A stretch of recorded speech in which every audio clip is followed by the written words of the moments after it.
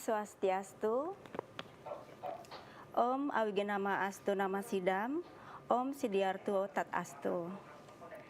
Atas Asungkar Tawaranugraha yang widi, Tuhan yang Maha Esa, semoga semuanya dalam keadaan bahagia dan sejahtera. Semoga pikiran yang baik dan suci senantiasa datang dari segala penjuru kepada budi nurani kita sekalian.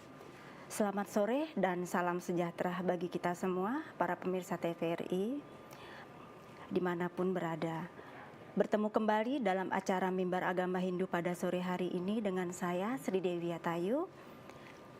Di kesempatan yang sangat baik dan penuh kebahagiaan ini, terlebih dahulu, marilah kita haturkan puja dan puji syukur kehadapan Sang Yang Widiwasa, Tuhan Yang Maha Esa, atas Asungkar Tawaranugraha dan limpahan cinta kasih dan perlindungannya kepada kita sekalian. Mimbar Agama Hindu sore hari ini mengambil tema tentang ajaran WWK sebagai landasan dalam menyongsong pesta demokrasi yang damai. Tema ini sengaja kita hadirkan dalam kesempatan mimbar kali ini sebagai upaya dalam rangka untuk mensukseskan pesta besar bangsa Indonesia, yakni pelaksanaan pemilihan umum yang akan dilaksanakan beberapa bulan ke depan di tahun 2024.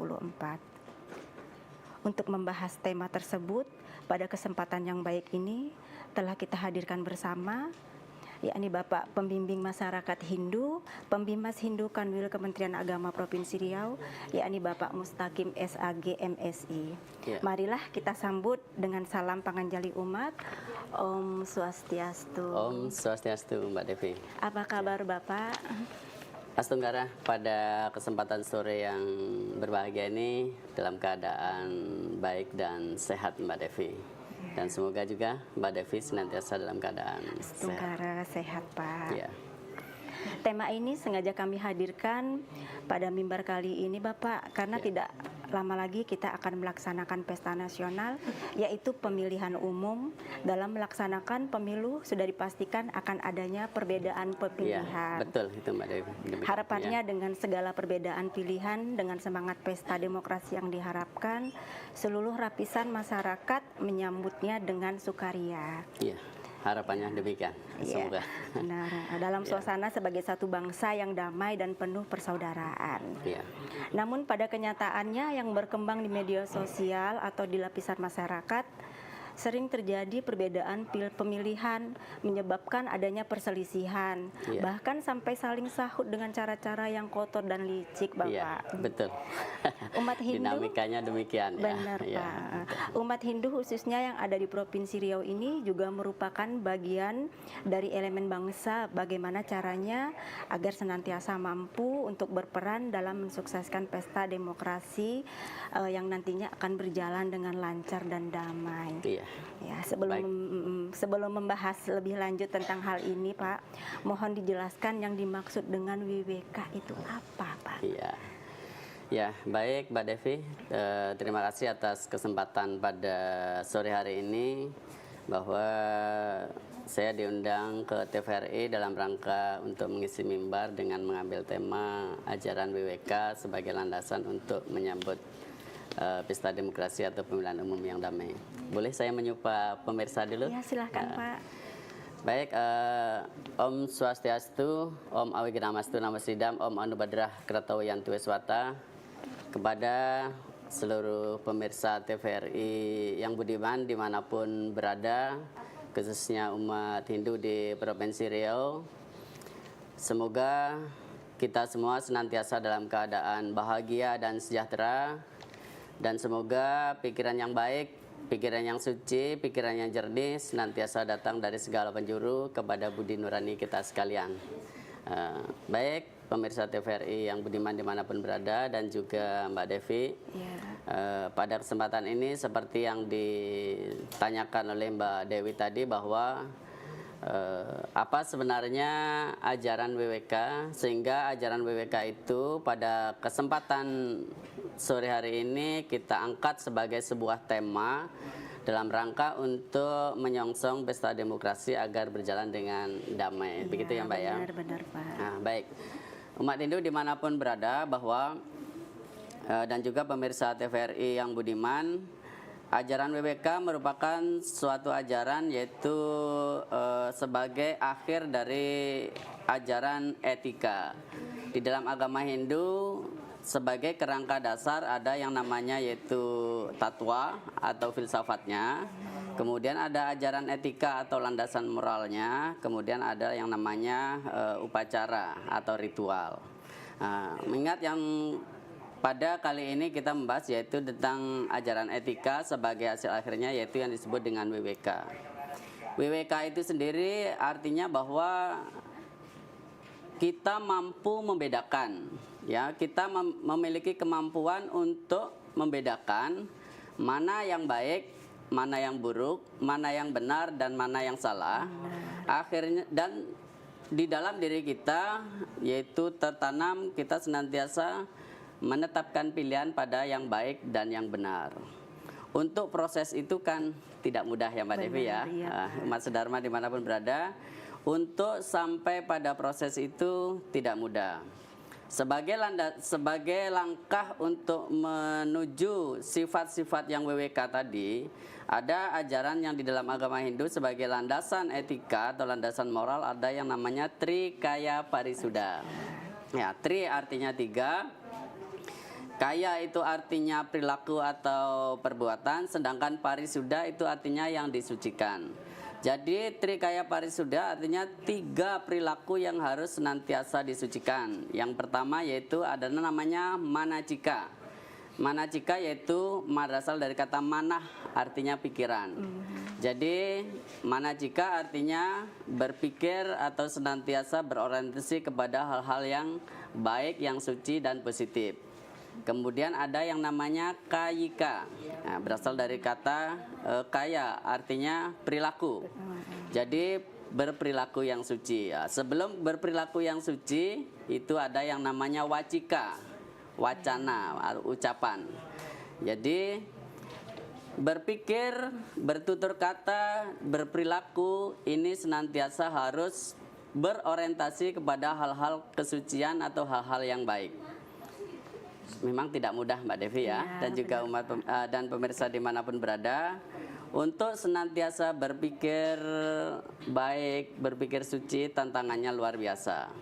Kemudian untuk bertutur kata yang sopan, bertutur kata yang tidak menyinggung perasaan orang juga perlu usaha yang sangat keras. Kemudian untuk berperilaku atau bertindak tanduk dengan beretika sopan santun yang berbudi luhur juga tidak gampang. Namun itulah ajaran agama, mengisyaratkan untuk senantiasa melakukan pikiran suci, tutur kata yang suci dan juga berperilaku. Itu yang pertama untuk sampai ke WWK. Kemudian ada landasan ajaran etika lagi yaitu yang disebut dengan ada yang namanya catur paramita. Catur paramita itu adalah 4 hal yang harus dikembangkan untuk mengembangkan cinta kasih, ya. Kemudian ada ajaran Tattwam Asi. Tattwam Asi artinya bahwa suatu konsep ajaran di dalam agama Hindu yang di sana memberikan penjelasan atau memberikan pedoman bahwa pada prinsipnya kita hidup di dunia ini kan sebagai makhluk pribadi dan sebagai makhluk sosial. Ya, sebagai makhluk pribadi kita bertanggung jawab terhadap hidup kita sendiri. Ya, nanti kita yang berbuat baik, kita yang menerimanya, kita yang melakukan ketidakbaikan juga nanti kita yang menanggungnya. Artinya bahwa itu sebagai makhluk pribadi.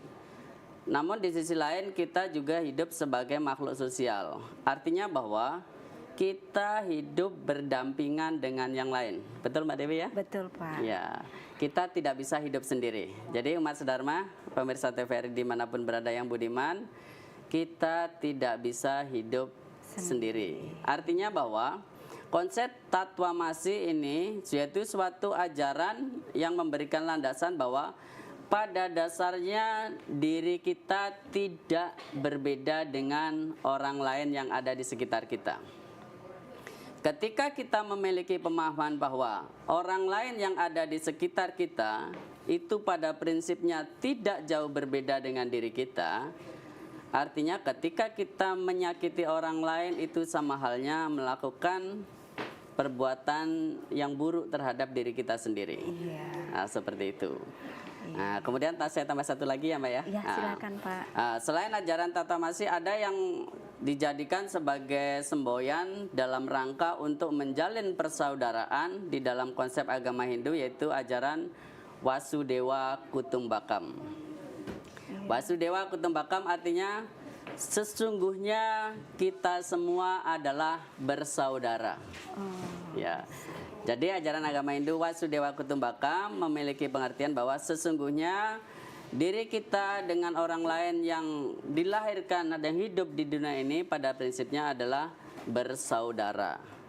Ya, kita tidak bisa pungkiri, kita hidup dengan udara yang sama, kita bernapas dengan udara yang sama, kita hidup dengan air yang sama ada yang di bumi ini, dan juga kita berpijak pada bumi yang sama.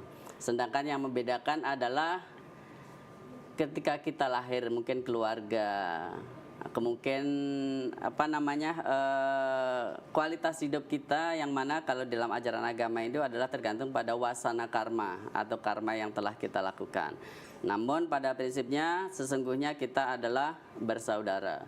Ketika konsep-konsep ini, ajaran-ajaran ini melandasi ajaran etika di dalam agama Hindu, maka di akhir dari ajaran etika itu adalah yang disebut dengan ajaran Wiveka. Wiveka artinya sikap-sikap yang didasari dengan Trikaya Parisuddha, kemudian Tatwamasi, Catur Paramita, Wasudewa Kutumbakam, itu akan melahirkan sifat yang sangat-sangat bijaksana, sehingga ya bisa membedakan mana itu hal yang baik, mana itu hal yang buruk, mana sesuatu itu yang memang benar adanya, dan mana sesuatu itu yang tidak benar. Demikian Mbak Devi, ajaran Wiveka itu. Baik Bapak, ajaran Wiveka seperti yang telah Bapak jelaskan tadi ternyata begitu luhur ya Pak ya. Ya. Semoga seluruh umat Hindu bisa memahami dan terus senantiasa mengusahakan sikap luhur yang demikian tadi. Kalau boleh ditambahkan lagi nih Pak, mohon Bapak jelaskan lebih konkret lagi contoh perilaku Wiveka yang ada di dalam kitab suci agama Hindu, agar kami semua semakin mantap dalam usaha untuk menjadi pribadi yang penuh dengan Wiveka. Baik Mbak Devi, dalam ajaran agama Hindu, begitu juga pemirsa TVRI yang budiman dimanapun berada, semoga senantiasa dalam keadaan sehat dan rahayu. Seperti apa yang ditanyakan oleh Mbak Dewi tadi, bahwa adakah contoh-contoh atau perilaku nyata di dalam ajaran agama Hindu sebagai wujud dari ajaran Wiveka tadi? Iya, benar Pak. Ya. Di dalam ajaran agama Hindu kita bisa mengambil sangat banyak sekali contoh atau gambaran dari kitab-kitab suci yang ada. Namun pada kesempatan ini kita hanya mengambil sedikit saja ya Mbak Devi ya. Iya Pak. Yaitu di umat sedharma dimanapun berada, bahwa di dalam ajaran agama Hindu ada yang namanya kitab Mahabharata. Kitab Mahabharata ini adalah suatu kitab yang masuk di dalam kelompok kitab itihasa, yang mana Mahabharata ini terdiri dari 16 parwa atau 16 bab. Kita akan mengambil salah satu bagian di bagian Wana Parwa. Wana Parwa artinya yaitu satu bab yang mana di sana Mahabharata itu mengisahkan perjalanan Pandawa selama 12 tahun di hutan. Nah, saya tidak bercerita selama 12 tahun ya Mbak ya. Iya. Nah, artinya panjang. Di dalam perjalanan kisah dari Mahabharata di Wana Parwa, bahwa Pandawa melakukan perjalanan di tengah hutan selama 12 tahun. Dikisahkan bahwa di salah satu perjalanannya Pandawa beserta Dewi Kunti melakukan perjalanan yang sangat jauh, kemudian berjalan seharian dengan di tengah hutan yang jauh dari mata air sehingga kehausan. Bekal-bekal air yang dibawa juga sudah habis. Nah, satu ketika maka diperintahkanlah Nakula untuk naik ke sebuah pohon untuk melihat siapa tahu di sekitar itu ada telaga atau danau atau sungai yang bisa diambil airnya, karena semuanya sudah kehausan seharian melakukan perjalanan. Nah, akhirnya diperintahkanlah satu-satu untuk mengambil, diperintahkanlah si Sahadewa yang si Nakula yang paling kecil ya, yang paling kecil si Nakula untuk mengambil air. Begitu ditunggu sudah lama tidak kunjung datang, akhirnya disuruh menyusullah si Sahadewa menyusul, kemudian ditunggu juga tidak datang juga. Kemudian Bima disuruh menyusul, ada apa yang terjadi juga tidak datang. Kemudian Arjuna dulu ya, Arjuna yang ketiga.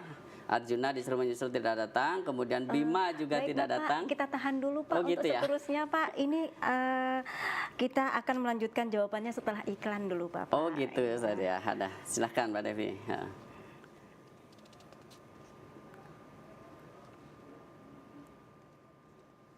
Sampaikan Mbak. Sebelum kita melanjutkan.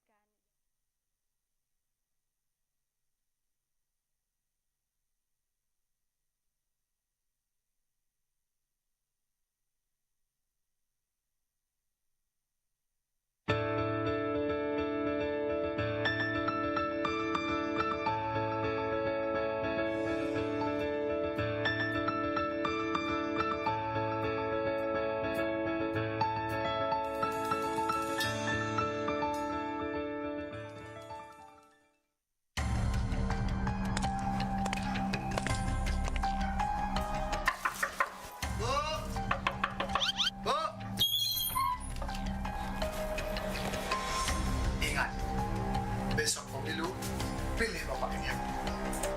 Untuk 5 tahun.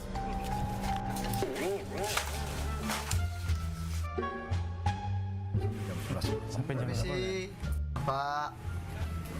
Bapak, ingat, nanti pemilu, pilih Bapak ini. Untuk 5 tahun. Suara saya lebih mahal daripada ini.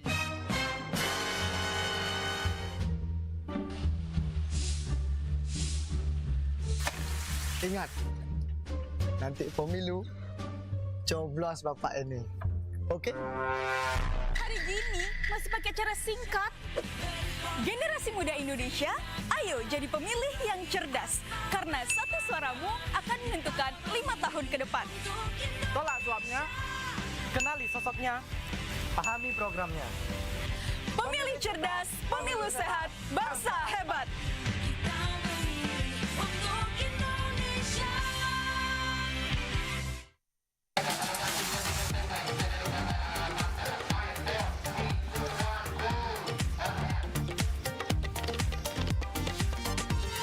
Buat teman-teman semuanya yang mau nyanyi bareng kita, mau request lagu dan mau kirim-kirim salam, bisa saksiin kita di Halo Pemirsa setiap hari Senin, Selasa, dan Rabu pukul 14 waktu Indonesia Barat. Hanya di TVRI Riau.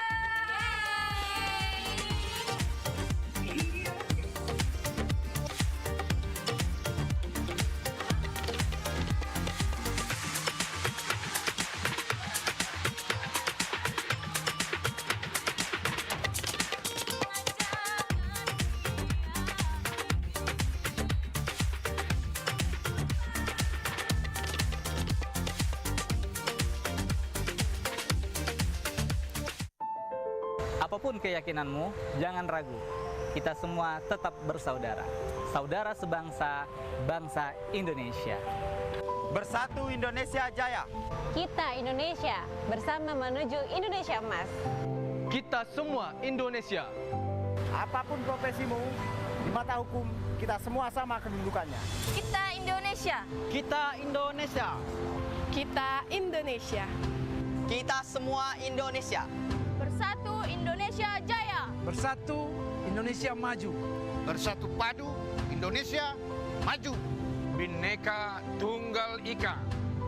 Berbeda-beda, tetap satu jua.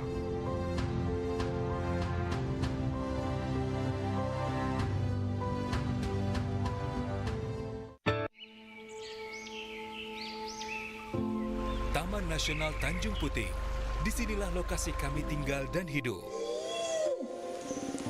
Hutan hujan tropis di Kalimantan adalah rumah bagi kami, orang utan.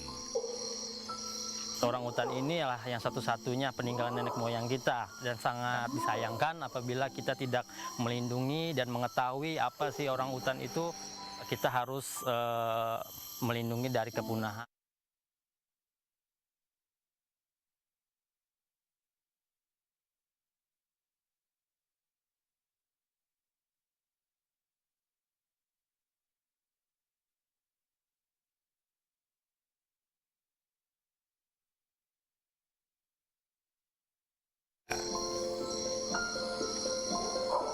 Pelihara hutan, selamatkan orang utan dari ancaman kepunahan.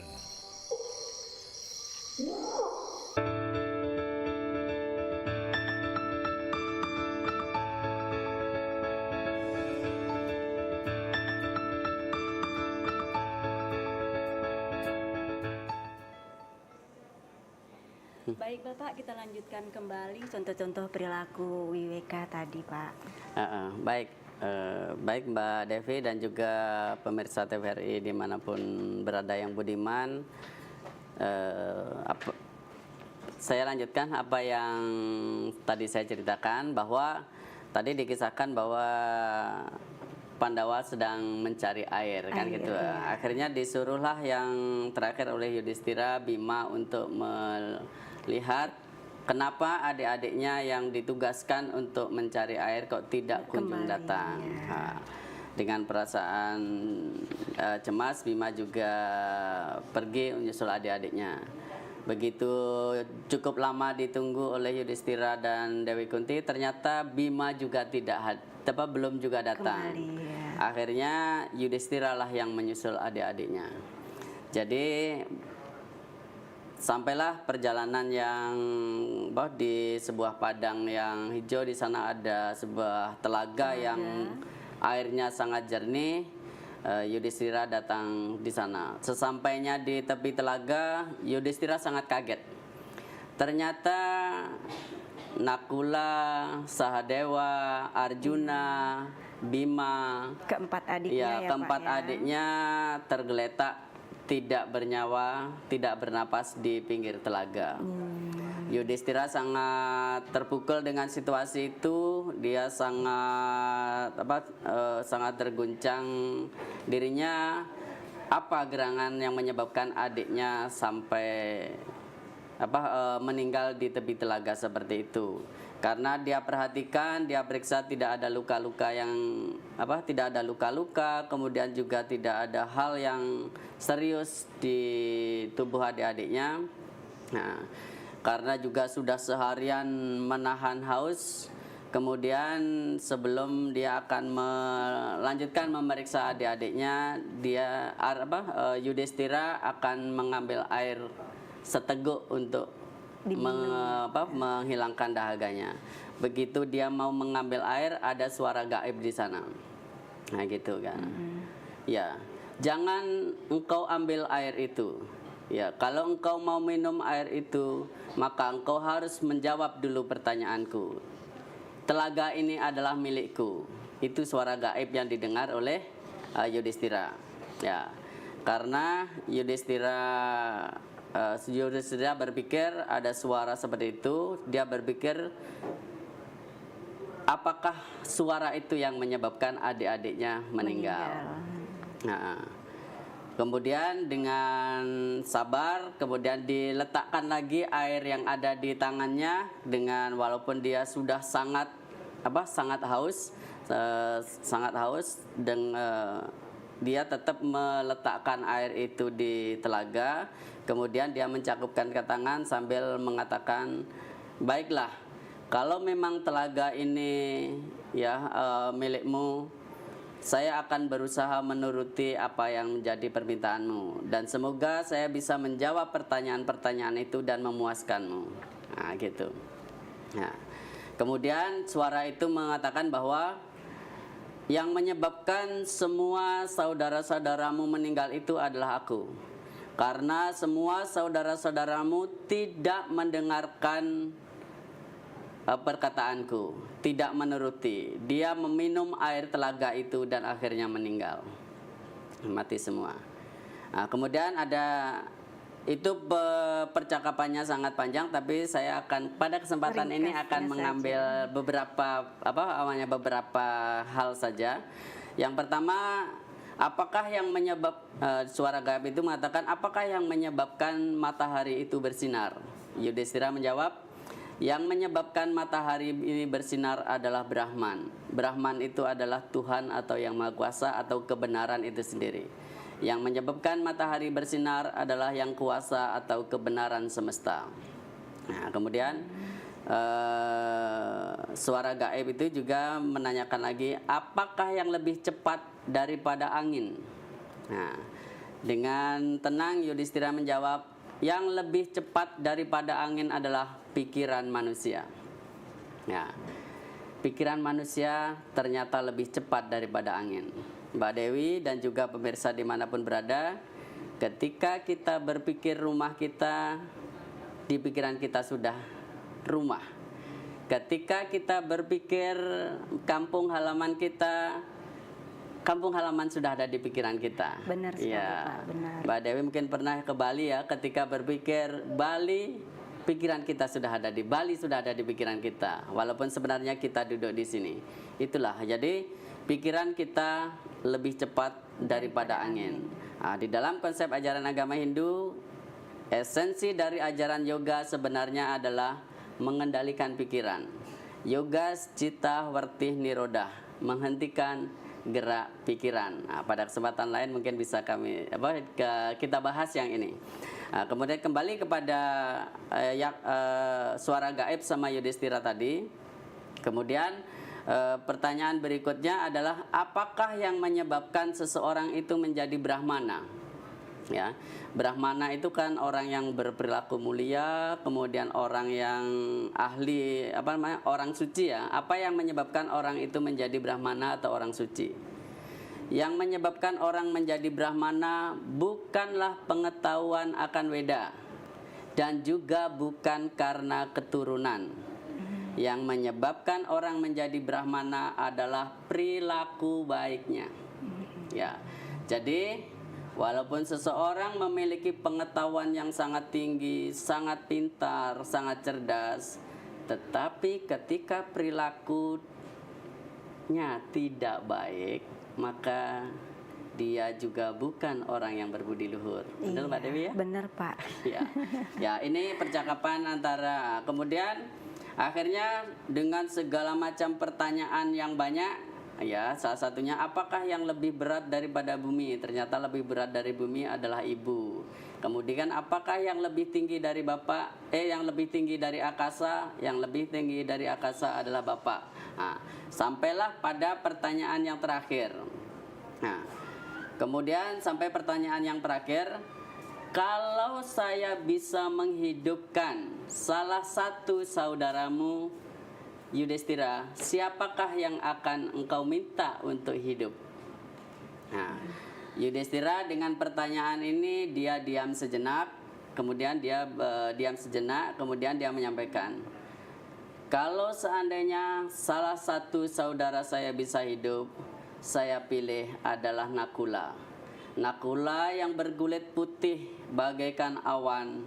Kemudian dia yang berbahu lebar, bertangan panjang dan berkaki kuat, kini terbujur bagaikan sebatang kayu yang roboh. Saya pilih adalah Nakula. Kemudian si suara gaib itu, kenapa engkau pilih Nakula? Bukankah engkau sangat sayang kepada Bima? Bima memiliki kekuatan 16.000 ekor gajah yang mampu melindungimu. Kemudian kenapa juga engkau tidak memilih Arjuna sebagai adik kamu yang memiliki keterampilan memanah yang sangat luar biasa dan memiliki panah-panah sakti yang bisa melindungimu. Kenapa engkau memilih Nakula? Ya. Baik, kenapa saya memilih Nakula? Saya memilih Nakula adalah sebagai untuk sebuah keadilan. Kami berlima bersaudara berasal dari 2 ibu. Ya. Ibu Dewi Kunti melahirkan saya, Bima dan Arjuna. Sedangkan yang masih hidup dari Ibu Kunti adalah saya. Sementara saya tidak akan adil ketika saya memilih Bima atau Arjuna. Saya memilih Nakula untuk meneruskan keturunan dari Ibu Madrin. Kenapa engkau memilih Nakula bukan Sahadewa? Nah, saya memilih Nakula karena Nakula lebih muda, memiliki kesempatan yang lebih panjang.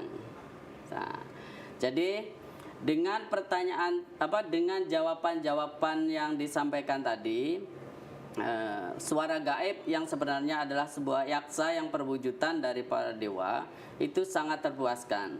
Dan akhirnya karena kebijaksanaan kamu yang sangat luar biasa, tidak pernah mementingkan diri sendiri, tidak pernah tidak adil kepada siapapun, dan juga mampu mengendalikan diri. Walaupun dalam keadaan yang sangat haus sekalipun, engkau tetap tidak melanggar dharma. Dia mau menuruti untuk menjawab pertanyaan tadi. Akhirnya bukan hanya Nakula saja yang dihidupkan kembali, akhirnya semua adik-adiknya hidup kembali. Artinya bahwa dengan wiweka, kebijaksanaan yang sangat luar biasa yang dimiliki oleh Yudhistira, dia bukan hanya menyelamatkan dirinya dari kematian, tetapi dia menyelamatkan adik-adiknya dari kematian, bahkan juga nanti menyelamatkan masyarakat dari dari kehancuran. Begitu Mbak Dewi. Jadi Yudhistira adalah sebagai gambaran kebenaran, sebagai gambaran orang yang memiliki atau pribadi yang memiliki wiweka yang sangat luar biasa di dalam agama Hindu. Begitu Mbak Dewi. Iya Pak. Baik Bapak dan juga pemirsa TVRI Riau yang budiman dan dimanapun berada, seperti yang telah kita simak bersama penjelasan dan contoh seseorang yang memiliki sifat wiweka dengan kebijaksanaannya yang tiada diragukan. Seperti halnya Yudhistira tadi ya Pak ya. Iya betul Pak Dewi. Ya, yang akhirnya mudah-mudahan banyak Yudhistira dalam kehidupan ini di masa mendatang. Yang akhirnya juga mampu menyelamatkan dirinya sendiri dan juga adik-adiknya. Sungguh sangat luar biasa dan penuh dengan kemuliaan. Baik Bapak, selanjutnya sehubungan dengan pesta demokrasi atau pelaksanaan pemilu ke depan, bagaimana pandangan ajaran agama Hindu terkait pelaksanaan ini Bapak? Mohon penjelasannya Pak. Ya. Baik Mbak Dewi dan juga pemirsa TVRI dimanapun berada, semoga masih bersama kita dalam keadaan bahagia dan sejahtera. Terkait dengan pesta demokrasi adalah sebuah adalah pesta besar atau hajat bangsa ini dalam rangka untuk menjalankan kehidupan berbangsa dan negara. Semoga segala prosesnya nanti memang dalam rangka untuk mencapai tujuan kehidupan berbangsa dan negara yang adil dan makmur ini semakin dekat, kan gitu ya Mbak Dewi ya. Terkait dengan kehidupan berbangsa dan negara ini sangat selaras di dalam konsep ajaran agama Hindu. Agama Hindu sendiri memiliki tujuan yaitu Muksartam Jagatita Yascaiti Dharma. Muksartam Jagatita Yascaiti Dharma adalah tujuan agama Hindu adalah untuk mencapai kebahagiaan hidup di dunia yang disebut dengan Jagat Hita dan untuk mencapai kebahagiaan hidup yang abadi yaitu yang menyatu dengan Brahman atau Moksa. Sehingga dalam kehidupan untuk mencapai Muksartam Jagatita Yascaiti Dharma ini konsep itu ada dua yaitu Dharma agama dan Dharma negara. Terkait dengan dharma negara, dharma agama, bahwa seperti yang tadi kita bahas, yaitu bagaimana untuk melahirkan pribadi-pribadi yang memiliki wiweka atau sifat-sifat luhur yang berlandaskan kepada nilai-nilai ajaran agama yang sangat mulia. Nah, terkait dengan apa yang disampaikan Mbak Devi tadi, yaitu terkait dengan pesta demokrasi, ini adalah dalam konsep ajaran agama Hindu kita masuk yaitu dalam dharma agama. Dharma agama, Mbak Devi. Jadi dharma agama adalah dharma negara, ya. Yang pertama tadi adalah dharma agama, sedangkan yang berikutnya adalah dharma negara. Dharma negara adalah yaitu sebuah ajaran di dalam agama Hindu.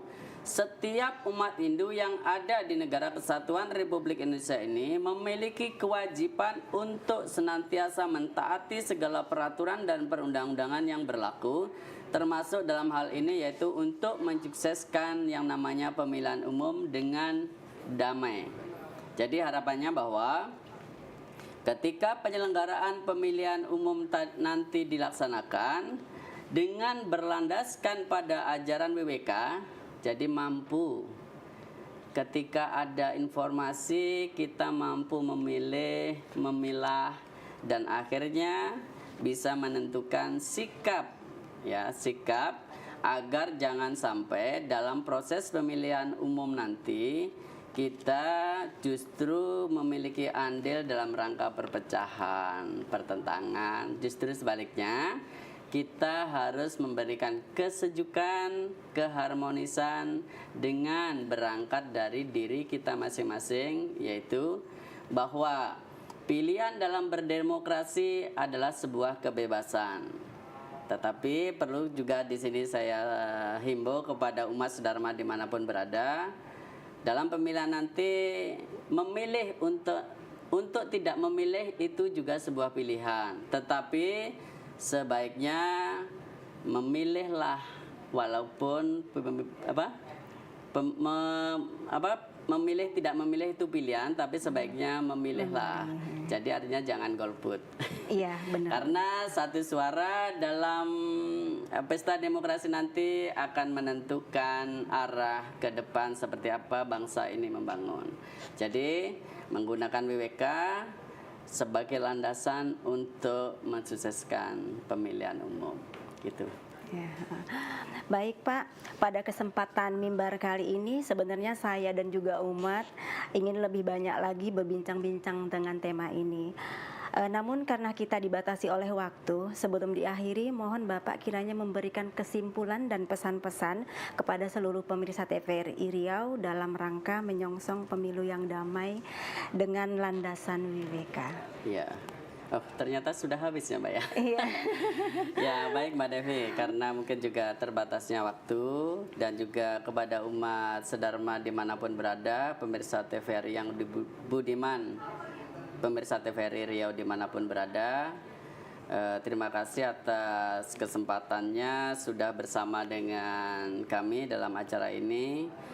Seperti apa yang saya sampaikan tadi, bahwa kedepannya kita akan menyongsong atau menyambut hajat besar bangsa ini, yaitu pelaksanaan pemilihan umum. Kita sebagai umat Hindu, sebagai bagian dari elemen bangsa ini harus mengambil andil besar dalam situasi ini, yaitu dengan cara mensukseskan pelaksanaan pemilu dengan damai, yaitu berangkat dari peran serta diri kita sendiri. Peran serta itu adalah dilandasi dengan yang disebut dengan ajaran WWK.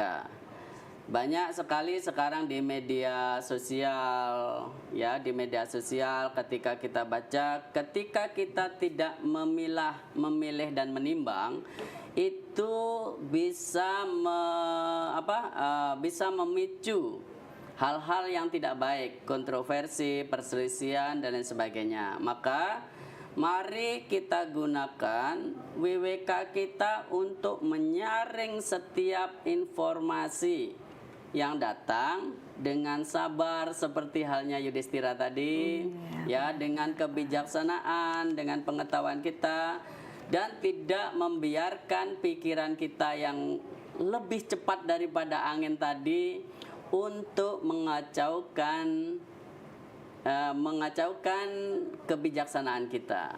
Itu ya. Itu jadi Mbak Dewi. Jadi Mas Dharma dimanapun berada, mari kita jadikan WWK sebagai landasan kita dalam hal berperilaku dalam kehidupan berbangsa dan bernegara, lebih khusus lagi menyukseskan pemilu yang damai di tahun 2024 yang sebentar lagi akan datang.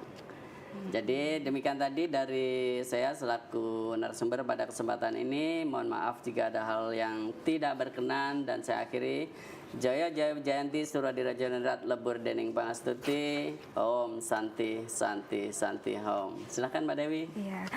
Terima kasih kepada Bapak narasumber yang telah menjelaskan tentang mimbar agama Hindu pada sore hari ini. Mengingat waktu yang tersedia pada kesempatan ini telah habis, saya sebagai presenter mohon maaf apabila ada salah dalam ucapan. Semoga mimbar pada sore hari ini dapat bermanfaat dan menambah pengetahuan bagi kita semua. Saya akhiri dengan Prama Santi. Om Santi Santi Santi. Om